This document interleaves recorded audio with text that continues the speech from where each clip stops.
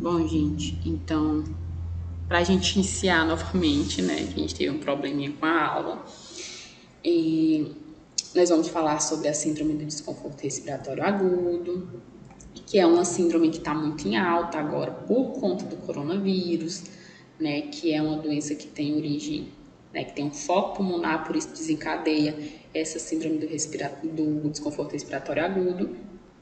E a gente vai falar um pouco sobre as fases clínicas, alguns critérios, vai falar sobre a posição prona, tá? Para a gente entender um pouco o que seria essa síndrome, quais são as causas, quais a etiologia dela.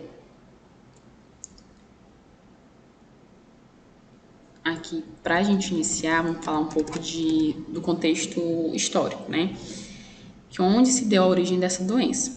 Então, o primeiro relato da síndrome foi em 1967, quando Augsburg e Pett, eles fizeram um apanhado com 12 pacientes. Aí, esses 12 pacientes, o que foi observado? Né? Esses pacientes foi observado que eles tinham um infiltrado denso com exudato inflamatório, tá? A nível de pulmão. Então, esse pulmão tinha líquido, tá? E um processo inflamatório, né? O infiltrado é um indício, uma característica do processo inflamatório, esse edema. Aí, só que esse edema não tinha evidência de infecção, tá?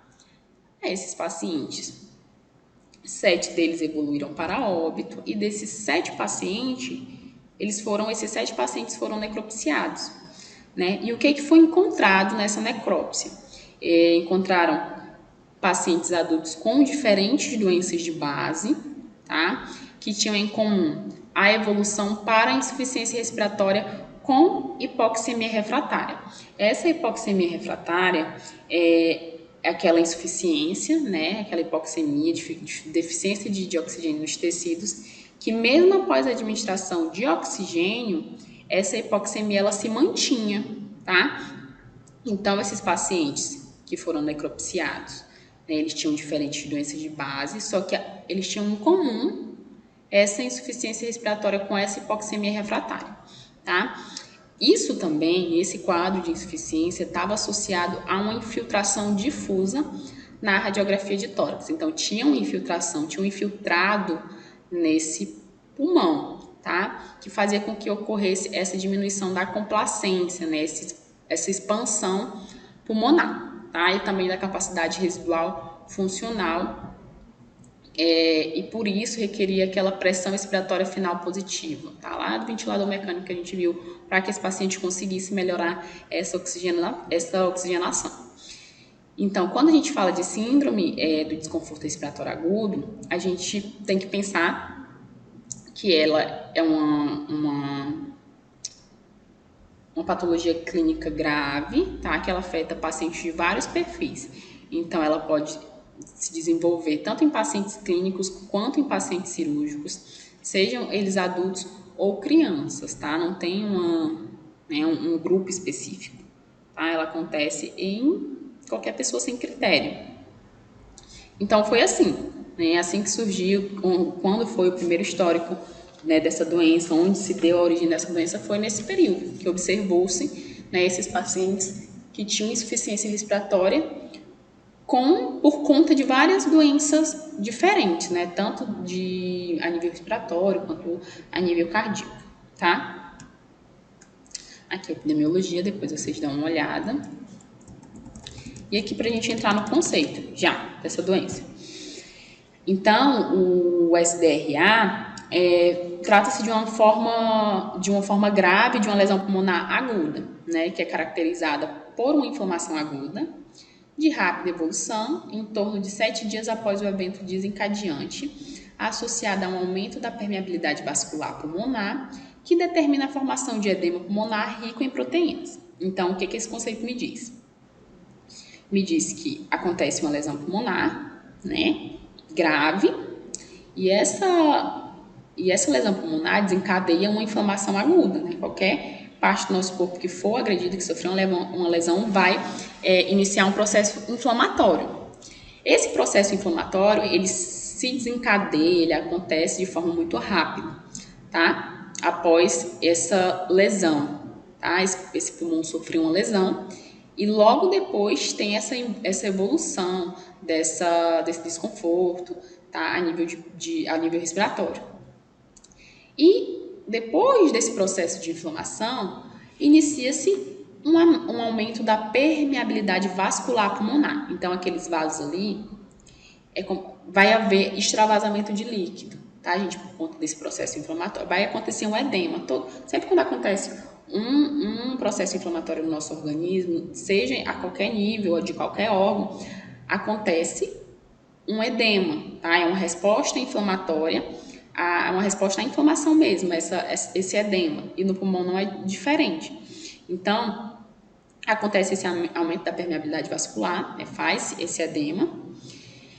E o que caracteriza essa síndrome é esse infiltrado pulmonar de forma bilateral, tá? E por conta desse infiltrado, por conta desse edema, acontece essa hipoxemia progressiva e grave, porque se eu tenho infiltrado, se eu tenho edema ali naquela região em que eu deveria estar fazendo a troca gasosa, principalmente a nível de alvéolo, né? Esse paciente vai ter hipoxemia, ele não vai conseguir por conta desse acúmulo de líquidos ali naquela região, tá? Vai dificultar essa troca, tá, gente? Então, quando a gente falar de síndrome do desconforto respiratório agudo, aconteceu uma lesão nesse paciente a nível de pulmão, né? Essa lesão causou uma inflamação, essa inflamação desencadeou uma resposta inflamatória, né? Que aumentou a permeabilidade vascular ali a nível de pulmão, que ocasionou esse edema. Esse edema, por sua vez, vai dificultar essas trocas gasosas a nível de alvéolo e esse paciente vai ter hipoxemia progressiva e grave. Tá bom, gente? É isso que vai acontecer.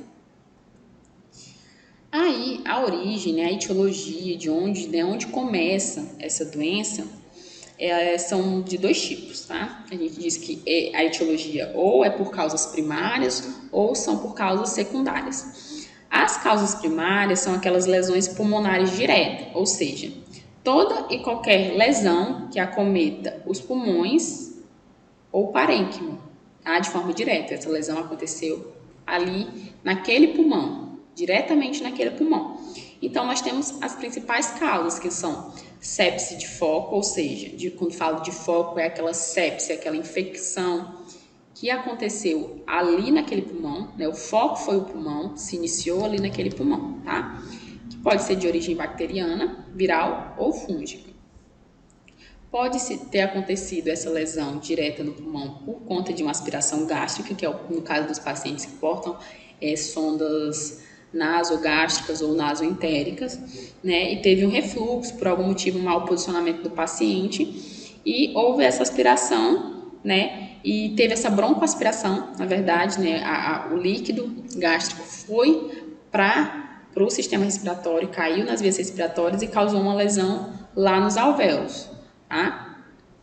Inalação tóxica, no caso de incêndio, o paciente faz inalação de muito dióxido de carbono, esse dióxido de carbono causa essa lesão pulmonar, tá? Afogamento, contusão pulmonar e embolia pulmonar. Então, sempre quando a gente falar de lesão dessa síndrome das SDRA com etiologia primária, eu sempre vou entender que houve uma lesão direta naquele pulmão, a lesão aconteceu lá no pulmão, tá? E essa lesão desencadeou, né, aquelas respostas que a gente já falou.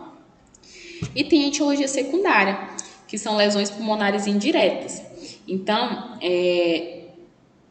o problema, né, a origem dessa lesão não foi no pulmão, tá? Por exemplo, no caso do sepse, uma das causas, né, é a sepse de outro foco ou choque séptico.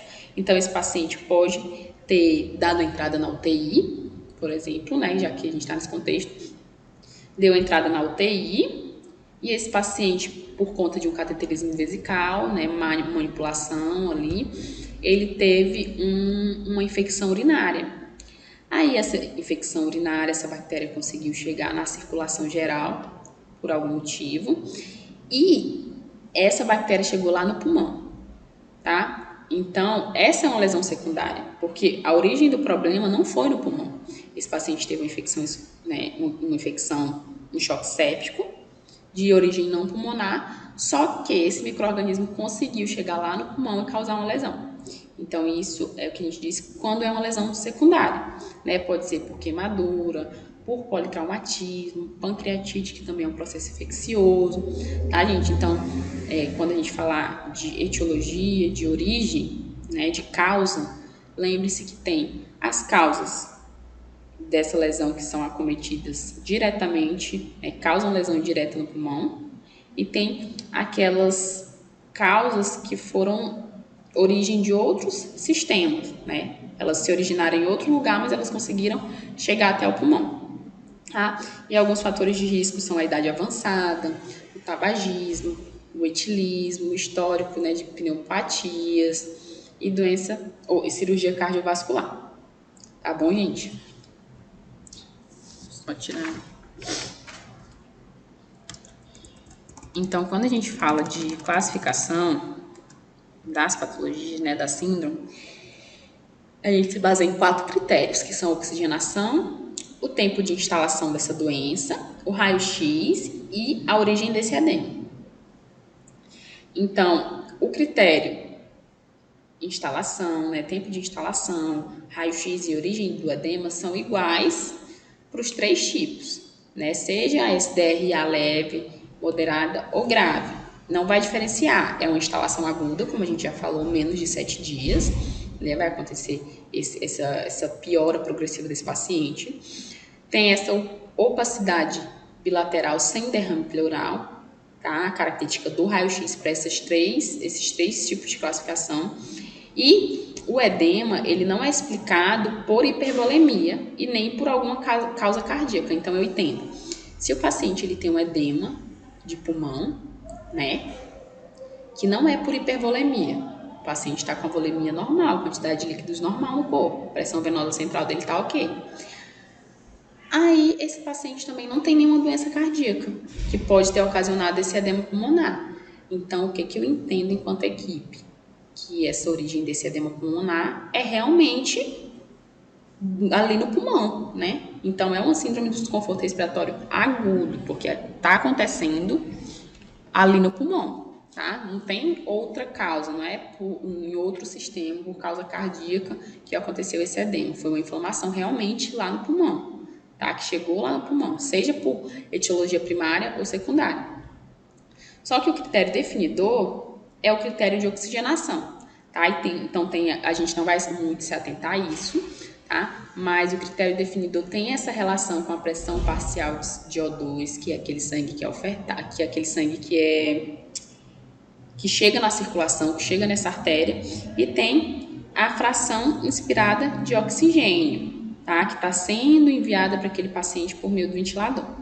Então, a gente consegue ver isso na gasometria. Então, baseado nisso, faz uma relação entre a pressão parcial de CO2, ou a pressão parcial de oxigênio e a fração inspirada de oxigênio desse paciente. Então, faz-se essa relação para classificar se ela é leve, se ela é moderada e se ela é grave, tá? Então, o critério definidor é sempre a oxigenação para classificar. Tá aqui. Então, quanto à história clínica, gente, dessa doença, né? Primeiramente, quando esse paciente chega para mim, eu tenho que identificar a causa, né? Primeiramente, o foco, né? Eu tenho que me fazer algumas perguntas. Esse paciente chegou para mim e eu olho para ele e pergunto: esse paciente ele tá com aumento do desconforto respiratório? Esse paciente ele tá com dispneia? Esse paciente ele apresenta uma queda da PO2, né? Ele tem um problema de saturação de oxigênio? Ele tem alguma doença prévia, ou ele tem pneumonia, ou ele teve sepse? Então, se esse paciente tem tudo isso, né? Ele tem um aumento de desconforto respiratório, ele tem um problema de saturação, ele tem um quadro de dispneia e ele tem uma etiologia que pode causar a síndrome. O que eu entendo? Não, esse paciente provavelmente está com uma síndrome do desconforto respiratório aguda de origem realmente respiratória. Então, de fato, é uma síndrome respiratória, né? Tudo isso, todos esses sintomas, né? Eles iniciados num intervalo de tempo muito agudo, né, um intervalo de tempo pequeno, que é aquele intervalo de 12 a 24 horas, tudo isso vai influenciar no meu diagnóstico, né, eu estou ali observando esse paciente na minha anamnese. Então, tem esse paciente, no exame físico, esse paciente vai apresentar taquipneia, ele apresenta aumento, né, do trabalho respiratório, ele tem cansaço, ele tem cianose. Se esse paciente tem cianose, tanto de periférica quanto central, eu entendo que não está chegando oxigênio nesse paciente, né? Ele tem uma queda da saturação de O2, ele tem taquicardia.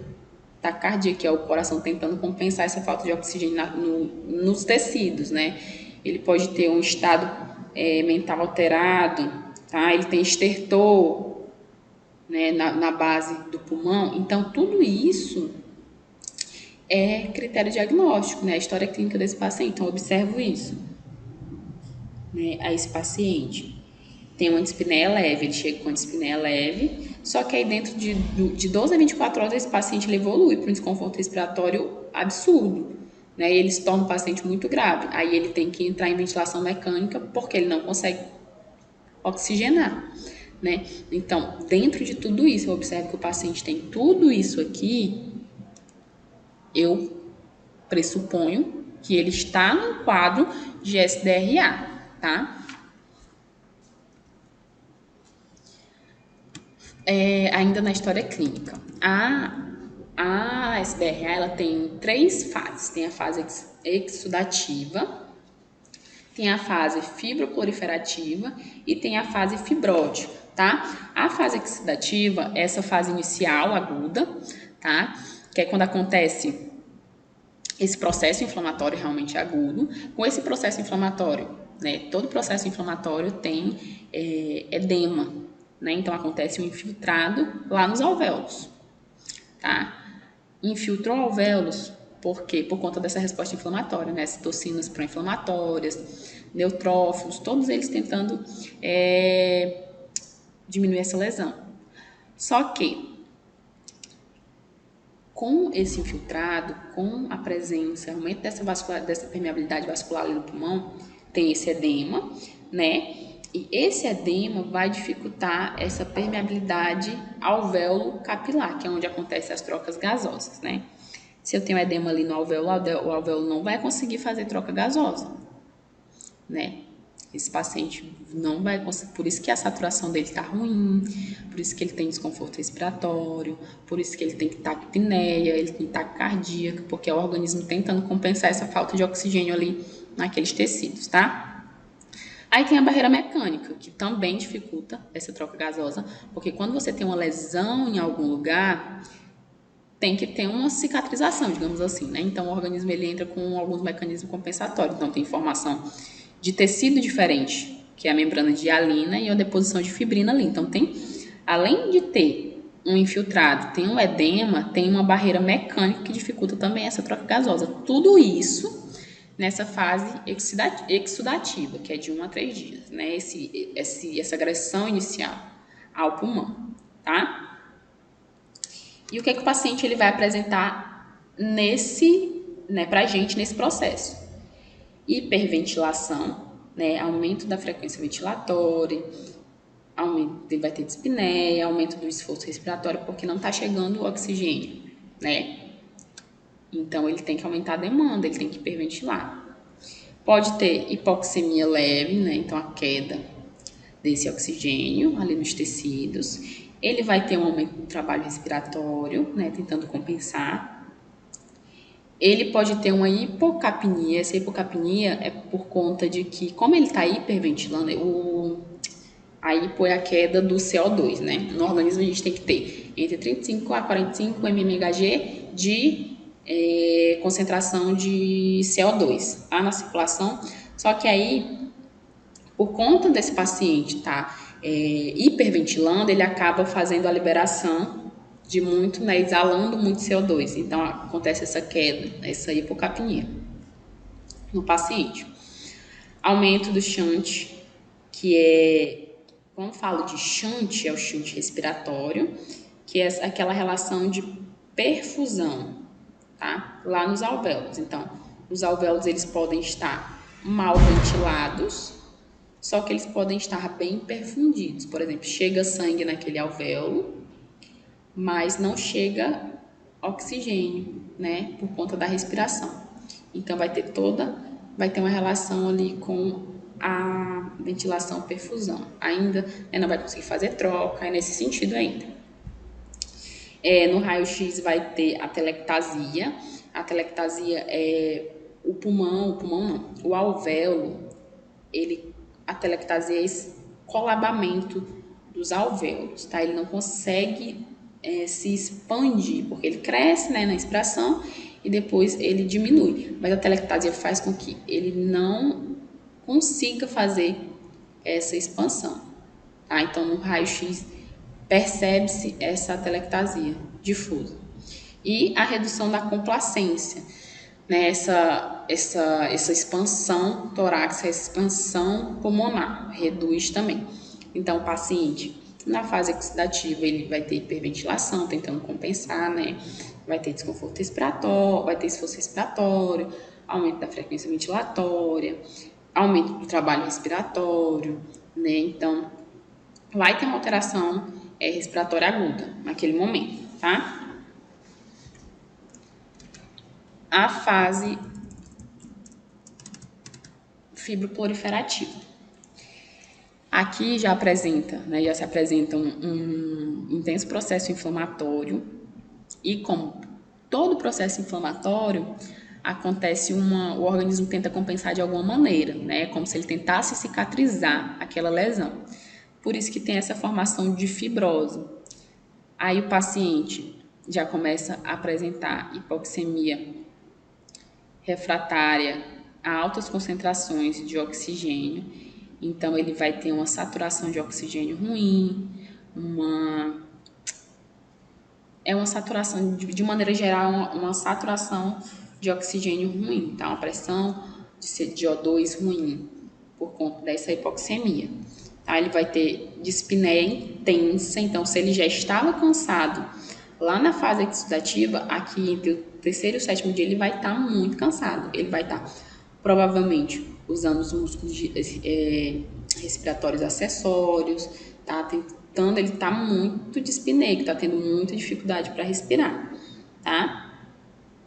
O shunt pulmonar, que é aquela relação dos alvéolos, né, ventilados ou perfundidos, também tá tendo, esse alvéolo tá chegando pouco oxigênio ali, tá? Por isso a hipoxemia.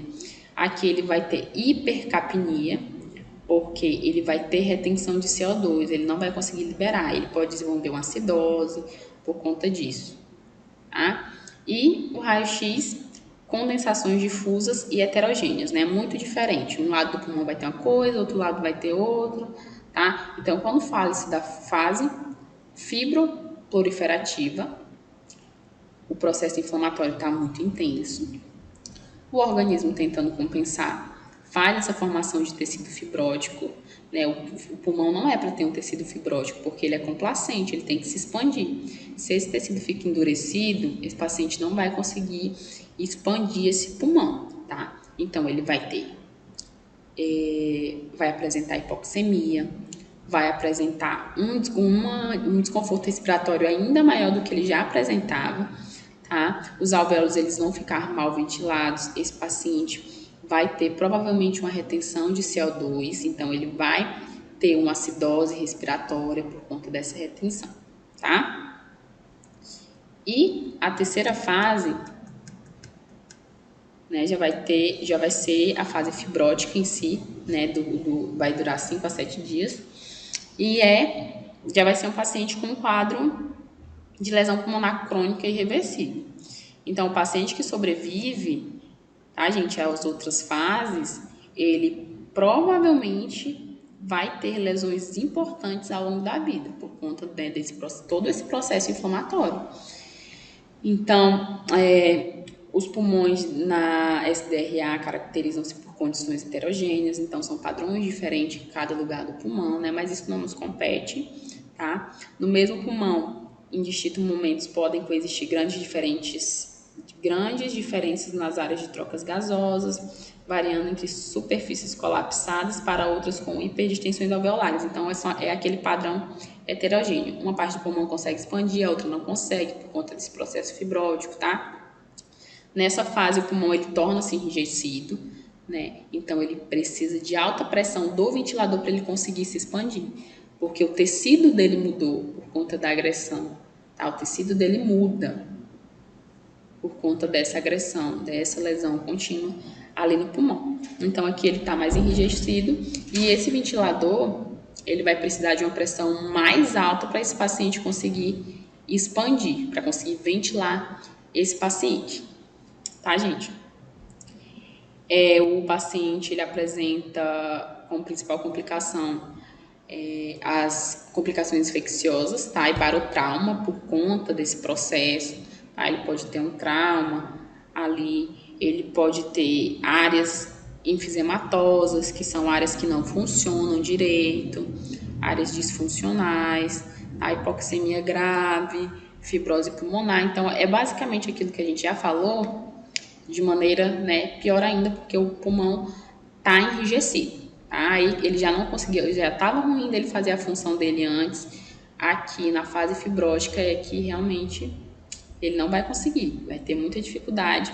E se esse paciente se recuperar, ele provavelmente vai ter uma lesão importante para o resto da vida, por conta de todo esse tempo que ele ficou, né, passando por esse trauma. Dentro aqui do diagnóstico, o diagnóstico clássico, né, gente, que a gente viu já. Essa síndrome, ela tem um início agudo, então ela acontece de 12 a 24 horas, né, essa piora. O paciente, ele apresenta infiltrado pulmonar bilateral de origem não cardíaca, né, não é porque esse paciente tem insuficiência cardíaca que esse edema está ali a nível de pulmão, não, foi porque aconteceu uma lesão no pulmão, né, aconteceu um processo ali no pulmão. Apresenta um infiltrado pulmonar bilateral de origem não cardíaca, né? Aí já faz aquela avaliação levando em consideração aquela relação, né, pressão parcial de CO2 com o oxigênio que está sendo colocado naquele paciente, também faz parte do diagnóstico, né, entra como critério. Esse paciente, e esse critério já leva, né, a gente a classificar se é uma síndrome desconforto respiratório leve ou moderada ou grave, tá? Faz uma avaliação da função cardíaca para saber, para fazer esse diagnóstico diferencial. Se for um edema de origem cardíaca, não é uma síndrome do desconforto respiratório agudo, tá? Não é. Esse edema está acontecendo, não é por um processo inflamatório ali. Está acontecendo porque o pulmão não está conseguindo fazer a função dele direito e está retendo líquido. Aí está indo lá para o pulmão, não. O coração não está conseguindo fazer a função dele direito e está ficando líquido ali naquele local que acaba indo para o pulmão. Então, se na avaliação cardíaca desse paciente ele tem um diagnóstico, por exemplo, de insuficiência cardíaca, né? E eu vou entender que a síndrome dele é de origem cardíaca, então não é uma síndrome do desconforto respiratório agudo, digamos assim, né? A gente diz assim, tem que ser uma origem realmente pulmonar, tá? O diagnóstico diferencial é feito por tomografia de tórax, para ver se não tem pneumotórax, para ver se não tem algum tipo de derrame, para ver se não tem outra doença, tá? Para fazer esse diagnóstico diferencial. E por último faz uma broncoscopia para avaliar realmente a função pulmonar, tá? Então, assim, é aquilo que a gente já falou, basicamente. Início agudo, edema pulmonar, de origem não cardíaca, e critério, usa-se a razão, essa relação da pressão parcial de O2 com a quantidade de oxigênio que está sendo ofertada pelo ventilador para aquele paciente. Tá, gente? Tem também os exames laboratoriais, eles também são muito importantes, além da avaliação clínica, né, dos sintomas, dos sinais e sintomas, os exames, eles também laboratoriais são muito importantes, né? Então, o hemograma, ele vai definir se esse paciente está com um quadro infeccioso, se ele tem queda de plaquetas. A gasometria vai me falar se esse paciente está saturando não. A quantidade de gases arteriais, se esse paciente está em acidose, né? Se esse paciente está em acidose, a gente consegue ver se ele está na fase exudativa, né? Fibroproliferativa. Então, é uma avaliação diagnóstica. Faz-se a quantidade de magnésio, cálcio e fósforo para saber se não está tendo retenção desses eletrólitos no organismo, lactato sanguíneo para ver se esse paciente não está com quadro séptico mesmo, um quadro, né, de infecção generalizada. Faz troponina, que é uma enzima cardíaca, que vai me dizer se ele está tendo uma lesão cardíaca. Então, os exames laboratoriais, né, toda essa junção de dados clínicos e laboratoriais, exame de imagem, que é o raio-x, né, vai fazer esse diagnóstico tanto diferencial, de saber se é realmente uma síndrome do desconforto respiratório agudo, ou se não é, tá? Se tem outro, se é a origem cardíaca, e por isso esse paciente está tendo esse edema, e por isso o desconforto. Tá, gente? Então, aqui a gente entra no tratamento. O tratamento, nós temos duas grandes linhas terapêuticas, né? A gente tem o suporte ventilatório, que tem que ter, porque esse paciente não está conseguindo ventilar, e tem as estratégias não ventilatórias, que são os manejos clínicos, tá? No suporte ventilatório, é aquilo, né, o ventilador, é ajudar esse paciente, colocar esse paciente em algum tipo de ventilação para poder melhorar essa relação de oxigênio, de CO2, evitar acidose. Então, é o suporte ventilatório que a gente já viu, tá? As estratégias não ventilatórias são os medicamentos, é a posição prona, né? São algumas terapias de suporte de gerenciamento, como a dieta, a nutrição. Então, falando de fármacos,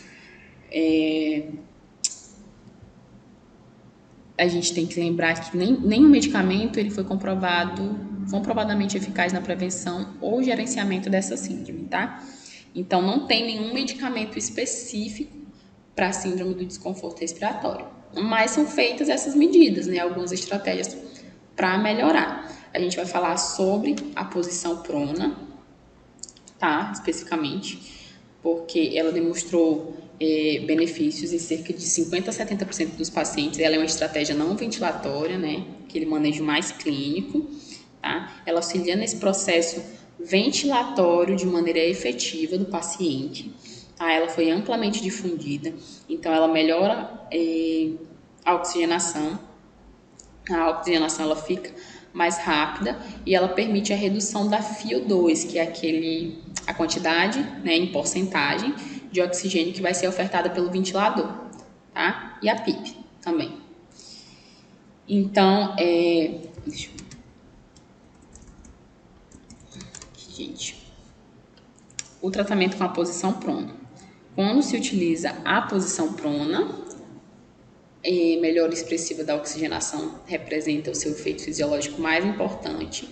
Então, coloca esse paciente em posição prona e essa oxigenação, melhora dessa oxigenação é o efeito, né, que a gente consegue perceber a primeiro momento, porque acontece uma diminuição daquela atelectasia, que é aquela dificuldade do alvéolo de se expandir, né, de fazer a expansão direitinho. Faz essa redistribuição da ventilação alveolar e perfusão, então vai ter uma melhora dessa relação de chegada de oxigênio no alvéolo e passar o oxigênio desse alvéolo para a circulação geral. Vai ter uma mudança na conformação da estrutura pulmonar e do diafragma por conta da posição, né? Diminuição do gradiente gravitacional das pressões pleurais, então vai melhorar essa expansão desse paciente, ele vai conseguir respirar melhor. Diminuição do shunt, que é aqueles alvéolos mal ventilados, então vai chegar, como já falei, vai chegar oxigênio ali. Aí ele vai conseguir fazer aquela troca de gás e causa uma redução da lesão pulmonar induzida. Então, a posição prona, ela causa essa melhora, tá, na função respiratória, né, desse desconforto respiratório, dessas trocas gasosas vão acontecer de uma melhor forma, o alvéolo vai conseguir se expandir, vai ter diminuição da atelectasia. Então, a posição prona ela é muito indicada, tá? Falando em indicações, né, qual a indicação da posição prona? Ela é utilizada só em síndrome do desconforto respiratório moderado e severo. Então, são em casos mais graves, tá? Quando o paciente ele tem um início precoce entre 12 e 24 horas após o diagnóstico da síndrome respiratória, tá? A gente pode manter esse paciente em posição prona de 12 a 20 horas no máximo, tá, gente? Então, quais as indicações? Né? Sempre numa síndrome de classificação moderada e severa. Então, esse paciente sempre está muito ruim, né? Para ele ser colocado nessa posição. E o tempo que ele pode ser mantido nessa posição é de 12 a 20 horas no máximo. Quais são as contraindicações para colocar esse paciente em posição prona? Instabilidade hemodinâmica, porque paciente com instabilidade hemodinâmica, né, que é aquela frequência respiratória alterada, pressão arterial alterada, a gente tenta não movimentar muito esse paciente, até porque qualquer mudança desse paciente, de decúbito, ele pode, né, já está instável, esse paciente pode parar por conta dessa mudança, tá? Aumento da pressão intracraniana não monitorada.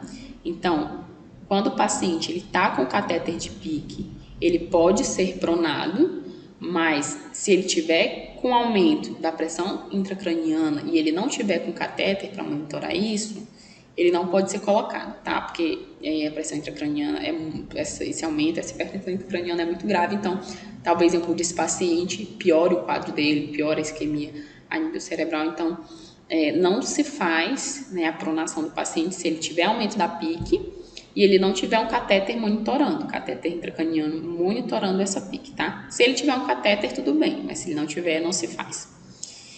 Instabilidade da coluna vertebral, então qualquer tipo de trauma, né, gente, a nível de coluna, a gente não vai movimentar esse paciente, não vai mudar ele, principalmente em posição prona, tá? Se ele tiver alguma fratura pélvica, qualquer cirurgia cardíaca recente, qualquer outro problema que não sejam essas contraindicações aqui, o paciente ele vai ser avaliado pela equipe, tá? Então, contraindicações para a posição prona. Instabilidade hemodinâmica, porque eu não quero, né, alterar esse paciente, não quero que ele pare. Aumento da PICC, de forma que esse paciente não esteja sendo monitorado. Instabilidade da coluna vertebral, fratura pélvica, algum tipo de arritmia cardíaca, cirurgia cardíaca recente, tá? É tudo um padrão hemodinâmico, né? Exceto a coluna vertebral, tudo tem um padrão, né, hemodinâmico, por isso a preocupação. Em relação aos cuidados prévios a essa pronação do paciente, tem que se fazer uma avaliação neurológica, né? Se o paciente estiver sedado, escala de Hansen, né? Escala de sedação. Se o paciente não estiver sedado, Glasgow. Tem que fazer uma avaliação ventilatória, se ele realmente tem um critério clínico para pronar, então é aquele lá, paciente com síndrome respiratória leve a moderada, tá? Tem todo um critério clínico para pronar esse paciente. E avaliar a hemodinâmica, né? Avaliar sinais vitais nas últimas 24 horas, como que está a pressão arterial desse paciente, a pressão arterial média desse paciente, para ele não instabilizar, tá? São necessárias pelo menos 6 profissionais para pronar esse paciente, né? Então, um médico, um enfermeiro, um fisioterapeuta, 2 técnicos e um enfermeiro técnico para leitura do checklist, tá? Tem um checklist para poder pronar esse paciente. Então, ficam 6 profissionais e fica um profissional de fora para fazer, esse profissional ele não participa da manobra, ele fica só fazendo esse checklist da posição prono, tá? E é um checklist que tem aqui, gente. Eu não coloquei. Poxa vida. Mas é um checklist que tem que ser feito quando vai mudar esse paciente de decúbito, tá? Na posição prono, especificamente. Aí fica sempre um profissional de fora. Faz isso. Mas eu coloquei sim. Acho que tá aqui, gente. Vou ler mais lá na frente, tá? Não vou ler logo agora. Então, esse checklist, né? Fica aquele sexto profissional fora fazendo esse checklist, né? Tem os cuidados pré-manobras, tá? O que a gente tem que fazer? A gente vai mudar esse paciente de posição, então a gente tem que pausar a dieta dele. Tem que abrir a sonda nasogástrica nasointeral 2 horas antes para drenar um pouquinho, tá? Tem que providenciar os coxins, porque esse paciente a gente tem que colocar ele de uma maneira que ele fique confortável, tá? O carrinho de PCR, tá? De parada cardiorrespiratória, a gente deixa o carrinho ali naquele local, para o caso, né, de acontecer uma parada por conta dessa mudança desse paciente. Então, ele tem que estar próximo, né, porque pode acontecer também um acidente, a bandeja de intubação orotraqueal, porque por algum motivo esse paciente pode estubar, né, a gente vai movimentar ele acaba estubando, né, vias aéreas. Tem que ver a fixação da traqueostomia, tá? Tem que fazer essa aspiração das vias aéreas. Então, tudo isso é um checklist pré-manobra, tá? Os cuidados gerais, hidratação e oclusão, né, oculares, pele, avaliar esses pontos de pressão, por isso que a gente coloca os coxins, fixação de todos os dispositivos, tá? Analgesia e sedação, avaliar a necessidade nessa hora, né? Se esse paciente ele vai precisar de uma sedação, de algum ajuste de sedação, ele está acordando, né? Então vai dificultar um pouco essa manobra. Então o profissional que fica de fora faz esse checklist, tá? Aí tem o checklist de pronação, tá? Tem o checklist de pré-manobra e o checklist de pronação segura. Então, a gente alinha os cabos dos eletrodos, toma cuidado, clampeia as sondas, né, gente, os drenos, porque a gente não quer que retorne nada, nem para bexiga e nem se esse paciente tiver com dreno de tórax, para o tórax pode causar um processo infeccioso, então a gente clampeia as sondas e os drenos, posiciona de uma maneira que a gente consiga pronar esse paciente e essa sonda e esses drenos, eles vão ficar de uma maneira fácil para a gente instalar, colocar ele na posição direitinho, tá? Colocar a cabeceira em posição plana e alinhar os membros, né? Então, o paciente provavelmente está em Fowler, alinha para decúbito zero, tá? Para poder organizar, para poder fazer essa mudança direitinho do paciente, tá? De forma confortável. Colocar coxim na pelve, porque esse paciente vai estar de frente, né? Vai estar em posição prona. Então, a pressão vai ficar na pelve do paciente, aqui na frente, e no tórax. Então, a gente não quer que esse paciente fique, né, desenvolva uma úlcera de pressão. Então, coloca coxins nessa região. E esse giro, ele é realizado em 3 momentos, tá? Quais são os cuidados pós-manobras? Confirma a posição do tubo, né? Depois que posicionou esse paciente, ajeita tudo, né? Esse paciente está posicionado. Aí, o que a gente avalia? Avalia se o tubo está na posição certa, esse paciente está insuflando, né, o coração dele, se ele está em ventilação, né, ele tem que estar expandindo. Então, se não está expandindo, esse posicionamento desse tubo orotraqueal pode estar errado, pode ter tido uma tração nesse processo de movimentação. Então, confirma a posição do tubo, se está no lugar certo, a equipe, né, o médico faz isso. Avalia a infusão e reinicia, porque a gente parou as infusões, então reinicia tudo novamente. A gente reposiciona a sonda, os drenos e desclampeia. Posiciona os demais coxins, porque não vai só coxim no tórax e na pelve, né? Vai coxim pode ir no joelho, né? Se o paciente está de frente, pode ir onde tem pressão, né? Onde tem pressão, mas é outra palavra que eu ia usar. Mas coloca esses coxins nessas localizações em que o paciente provavelmente vai ter pressão, até porque ele vai ficar, né, 20 horas, de 12 a 20 horas ele pode ficar nessa posição, então pode desenvolver uma úlcera por pressão grau 1. E alternar a posição de nadador, Deixa eu ver se mostra aqui. Não mostra a posição de nadador. A cada 2 horas, porque esse paciente fica com o bracinho levantado, aí depois alterna para o outro lado, tá? E iniciar a dieta após 1 hora, né? Depois que pronou esse paciente, espera 1 hora para voltar essa dieta ou iniciar essa dieta. Deixa eu voltar aqui para as complicações que podem acontecer. Ah, porque estava nessa posição aqui. Tá aqui o checklist de... Oh, gente. Enfim, as complicações. Só um momento aqui para eu me achar.